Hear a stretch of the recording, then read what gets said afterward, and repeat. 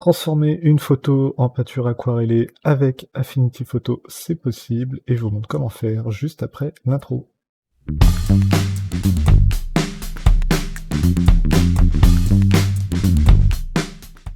Salut à tous, c'est Laurent et bienvenue dans ce nouveau tuto sur Affinity Photo. Aujourd'hui, je vous montre comment j'ai fait pour faire ce petit effet de peinture aquarellée à partir d'une photo.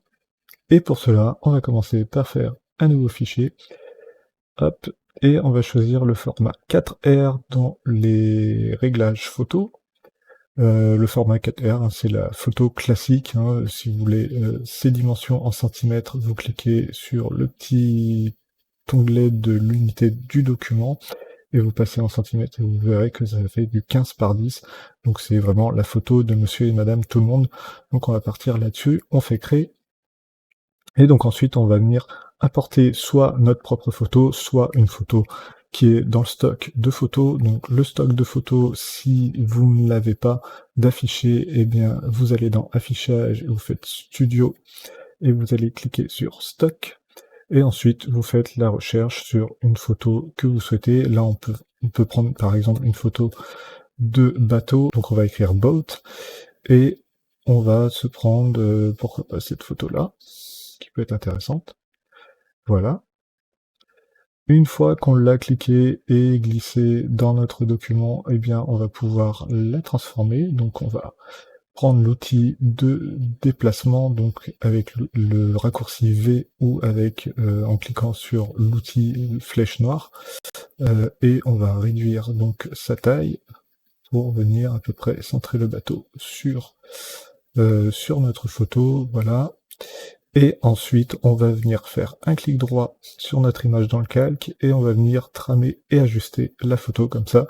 Elle sera bien au format de notre document. Ok, une fois que vous avez fait ça, vous allez pouvoir ensuite dupliquer 2 fois cette photo. Donc vous cliquez bien sur votre calque photo, là, il y a marqué pixel, et vous faites CTRL-J, donc une fois, et CTRL-J 2 fois.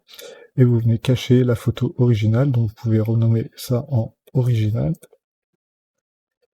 Vous pouvez le verrouiller et vous l'avez caché. Ensuite, le premier calque qu'on a ici, on va le nommer flou. Et le second calque, on va le nommer esquisse.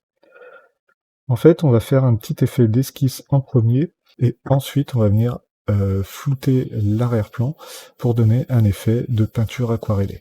Donc on va commencer par donc l'esquisse, donc on va venir cacher notre calque de flou, on sélectionne bien notre calque d'esquisse, et ensuite on va dans le menu filtre, on va sur détection, et on fait détecter les bords. Et donc là vous voyez que détecter les bords, ça va donner une sorte de négatif, et ça va faire apparaître tous les traits en blanc.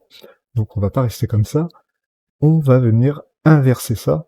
Donc pour cela, on va faire calque, inverser, ou CTRL-I, ou commande I sur Mac, et vous cliquez sur inverser. Et donc là, vous voyez qu'on a quand même une sorte d'esquisse qui est faite, qui est plutôt marrante, plutôt intéressante.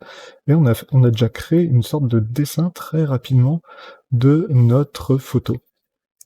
Donc ce calque-là, on va pouvoir le cacher et on va venir travailler ensuite sur le calque de flou. Donc on sélectionne bien le calque de flou et sur ce calque-là, on va venir appliquer un calque de filtre dynamique et on va venir prendre le flou gaussien, hop, et on vient appliquer un rayon de flou gaussien. Donc là, je vais pas vous donner une valeur, c'est à vous de juger quel rendu vous souhaitez avoir. Ça ne sert à rien d'être ultra flou. Donc vous pouvez être vraiment sur un flou assez léger. Moi je vais mettre 1 pixel, parce que vu la taille du document, on n'a pas besoin d'être à plus que 1 pixel. C'est moi qui le juge comme ça pour ce tuto. Bien sûr, adaptez cela à votre propre création. Donc vous tapez Entrée, et donc là vous avez déjà un premier flou qui est fait, et ensuite on va venir renforcer les couleurs avec un autre calque, et cette fois-ci on va prendre un calque de réglage et on va cliquer sur le TSI ou le TSL. Moi je dis généralement le TSL, mais d'autres diront le TSI. Donc moi je dis le TSL, pourquoi? Parce que c'est pour moi un calque qui permet de régler la teinte, la saturation et la luminosité.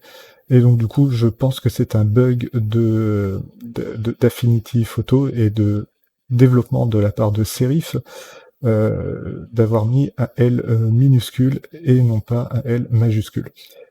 Si vous savez, vous pouvez laisser en commentaire la raison du pourquoi il y a marqué TSI ou TSL, et donc ce calcul-là va vous permettre de renforcer donc la saturation de votre image.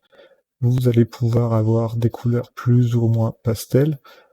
Voilà, donc vous pouvez régler la teinte, si vous voulez avoir une teinte un petit peu plus rosée, un petit peu plus bleutée, un petit peu plus jaunâtre. Vous pouvez régler votre luminosité, si vous voulez avoir plus ou moins de luminosité, et bien sûr la saturation. Voilà, si vous voulez donner un effet beaucoup plus saturé, avec des couleurs beaucoup plus saturées.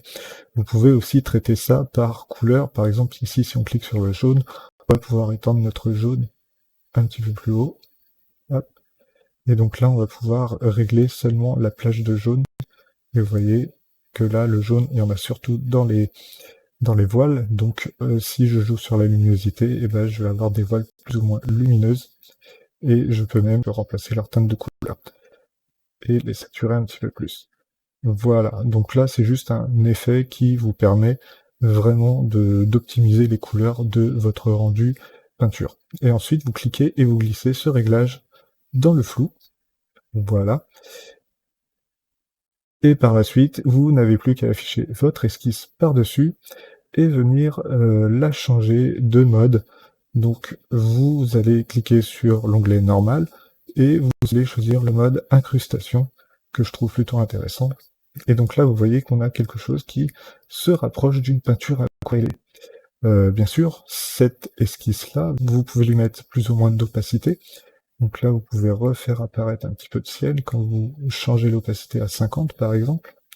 Et vous pouvez ensuite aussi venir, pourquoi pas, réajuster les niveaux de toute cette image-là en ajoutant un calque de niveau, donc un calque de réglage, hop, faites niveau, et donc ensuite, vous pouvez, vous voyez, venir renforcer tout ça assez facilement, et avoir un effet un petit peu plus correct. Voilà. Et si le flou ne suffisait pas, eh bien vous pouvez toujours revenir sur le flou et mettre un flou un petit peu plus important pour avoir un effet un petit peu plus accentué du mode aquarellé. Hop, et voilà. Donc là, vous voyez, j'ai ajusté l'effet et on a déjà quelque chose de mieux. J'espère que ce tuto vous aura plu. Si c'est le cas, laissez-moi un petit commentaire et un petit pouce levé en l'air. N'hésitez pas à partager cette vidéo sur les réseaux sociaux. Et en attendant, je vous souhaite un très bon apprentissage sur Affinity Photo. C'était Laurent, ciao!